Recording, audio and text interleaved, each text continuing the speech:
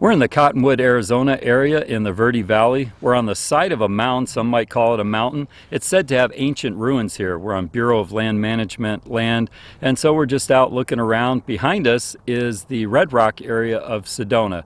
It's a beautiful area, beautiful day, so we thought we'd take some time to talk to you a little bit about some of the RV park and campground claims that we've heard over the years. About 6 years now that we've been full-time on the road.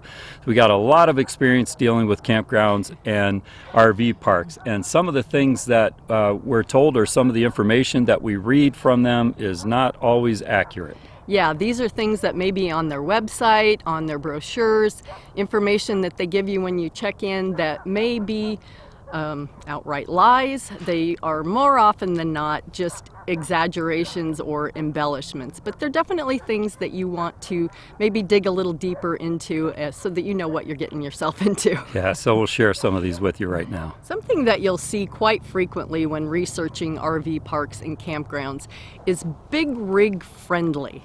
Yeah, Now, we see that quite a bit. Yeah, this may be true. The sites may be long enough to accommodate big rigs, but sometimes that's not even true. Yeah, even if it does accommodate a big rig,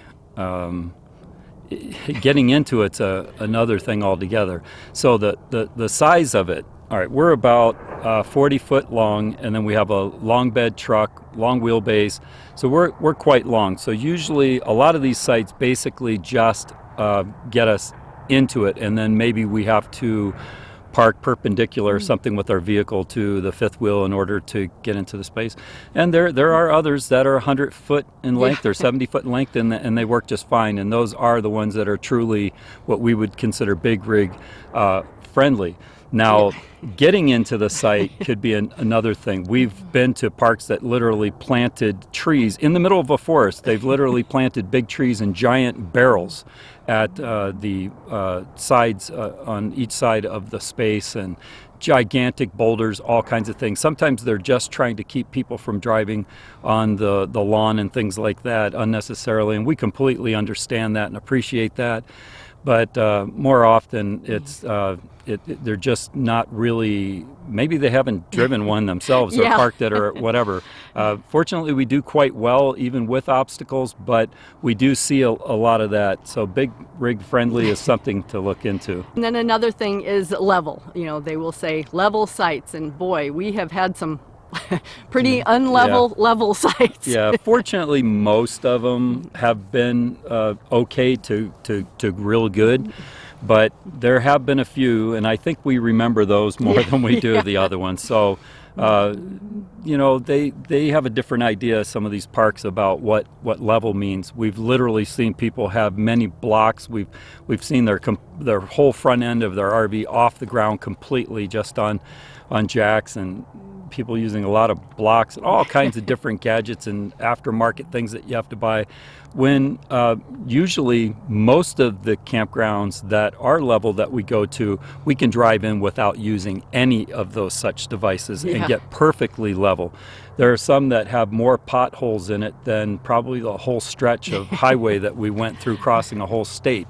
So it's really bad in some of them, and it just we don't return to those. But anyway, you might want to ask them about how level are their sites, and do they have frequent complaints or anything like that. And if you have a bigger rig, definitely ask not only the total length of the site, if you have a vehicle that you're going to have to park in that site, and then how easy is it to get in and out of those sites. Right. Another claim that we see made quite often is RV resort.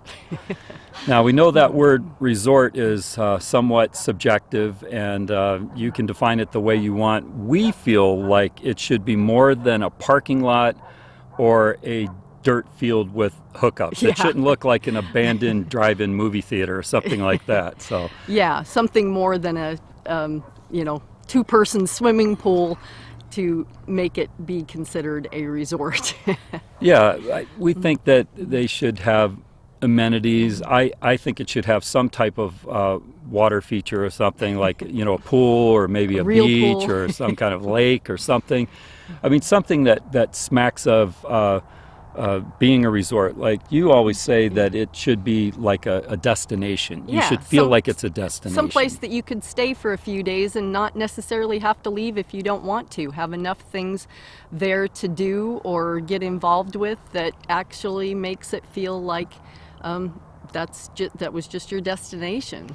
Yeah, maybe when you call a place like this, you might want to say, unless you already know or it can be seen in all of the photos and things, I would ask them, what do you feel makes it a resort? What are some of the things that you can share with me that make you feel that you have a resort there or something? Just say it in the nicest way that you can, but you might be shocked at some of the responses, but it's good to know if you're it's looking for a definitely resort. a word that's used very loosely in the campground and RV park world. Yeah, I agree.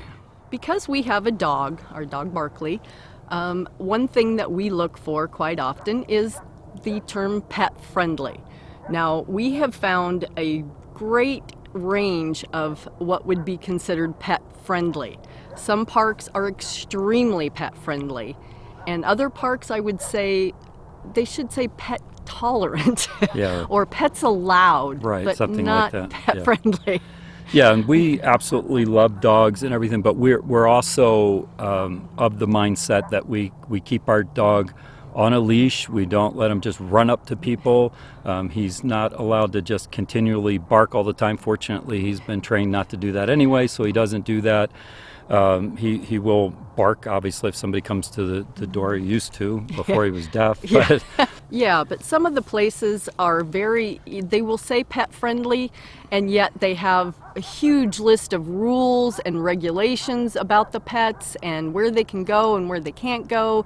And their dog park is basically a 4x4 gravel lot. To me, that would be more pets accepted, but not pet friendly. Now, pet friendly is going to have a lot more things. Well, the reason why we're talking about this type of thing, we understand, as some of you are listening to this, that you're thinking, well, those rules are there for good reason, and that there's a place for everything. And we completely agree. We completely understand that. What we're saying about pet friendly is we've been places where they have multiple areas throughout that pets can go, because there are so many people there with dogs. Having one small little place isn't really accommodating so much, so other places will have agility track. Now, we're not suggesting that all parks have this. They'll have agility courses for them, multiple places to take your dog, pet stations for cleanup throughout. And I've got to say that the more rules that I've seen in parks, actually the more abuse that I've seen. We've seen parks that just have features available and stations all over the place. You're still going to get that person that just doesn't pick up, or they leave the bag or something.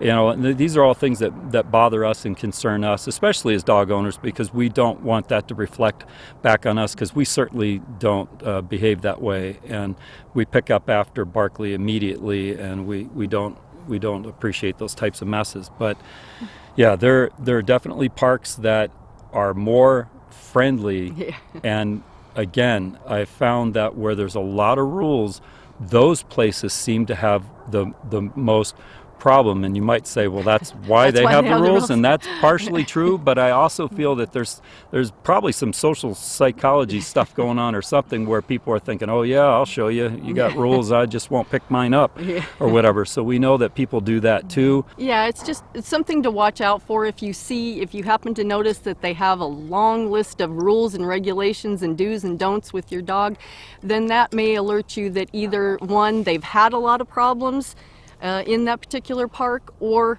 they just aren't really truly pet friendly. They're just pet tolerant. Yeah, or they just don't have they don't have a pet, or they don't understand and things like that, or understand the needs of their patrons, the people that are coming there. But I will say, I just really want to stress that we completely understand the abuses that people do with their dogs. We don't like any of those things either. We're strongly against them, and we understand that some rules are in place for good reason. We also understand that rules are in place because people are abusing, and then sometimes people just tighten up so much that they don't have a friendly park, and it shows in the way it looks, and it shows in all the vacancies that we see at places. So. Yeah, it may be not human friendly either. Yeah, so probably the biggest thing that we see that we would call a lie, or certainly perpetrated by a lot of out-of-tune people, is we've got Wi-Fi. We've got good Wi-Fi. Yeah. We've probably 90% of the Wi-Fi that we've encountered in RV parks either doesn't work or is extremely poor. Fortunately, we don't rely on that. We'll tell you a little bit about that in a minute. But yeah, this is definitely big. Yeah, we've been in spots where we were literally 8 feet from the Wi-Fi tower and could not log on to a web page. And I don't really understand what that's all about. Yeah, well, it's just not working is what Yeah, it is. it's not working. Another thing to look for is if they say in their information, no streaming allowed, that's a pretty good indication that their Wi-Fi is not good. It's really subpar. I mean, we're in a totally different world, and you know, this stuff's just got to work. You know, you don't want cellular coverage on your cell phone when you're talking to people and it just drops every 2 seconds, you know, or something. And so, you know, this is the world that we live in. I'd rather somebody just come right out and say, you know, we got bad Wi-Fi, or we don't have Wi-Fi, or it's there but I wouldn't count on it. Exactly. That type of thing. And there are places that do that, and we're happy that they do that. But the good news for us is that we haven't relied on this hardly at all, because we'll either use our own hotspot. Sometimes we've actually ordered in service from a local provider where they will come out, and we'd get like a no contract, no time limit, any of that kind of stuff, and no deposits or anything. Get it hooked up, screaming fast internet, and we'd use it for however long, whether it was months or weeks. You know, we would just do it, and it would be cost effective for us to do it without the deposits and the long-term contract. Yeah, I would definitely not rely on the Wi-Fi if they say they have good Wi-Fi.